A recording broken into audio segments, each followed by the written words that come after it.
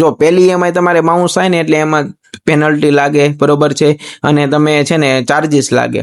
હવે શરૂઆતના છે ને આવા 3 મહિના તમને છે ને એ બેંક તરફથી કોલ મેસેજ આવી શકે છે સિમ્પલ, કે ભાઈ તમારી લોન બાકી છે, તમે ભરી દેજો, અથવા તો મેસેજ આવી શકે છે કે તમારી આટલી લોન બાકી છે, આટલા ઈએમઆઈ મિસ થયા છે, તમે ભરી દેજો.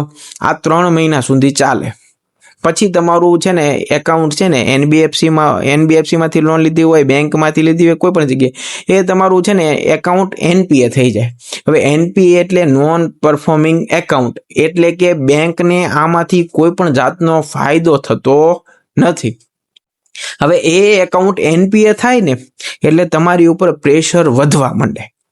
હવે એ કઈ રીતે કે ભાઈ છે ને જે પહેલા તમને કોલ્સ આવતા હતા ને સાદી ભાષામાં સમજાવવા માટે કે ભાઈ તમે લોન ભરી દેજો સર, તમે લોન ભરી દેજો, 2 ઈએમઆઈ મિસ થઈ છે, 3 ઈએમઆઈ મિસ થઈ છે, એ હેવીમાં આવી જાય કે ભાઈ એ ભાઈ તારી ઈએમઆઈ છે બાકી છે, લોન ભરી દેજે, આ થશે નહીં તો તમારી સાથે આવું થશે, તમે કેમ ઈએમઆઈ નથી ભરતા, બેંકના પૈસા ખાઈ જવા છે, શું કરવું છે. આવા બધા કોલ્સ તમને છે ને માનસિક રીતે હેરાન કરી શકે છે.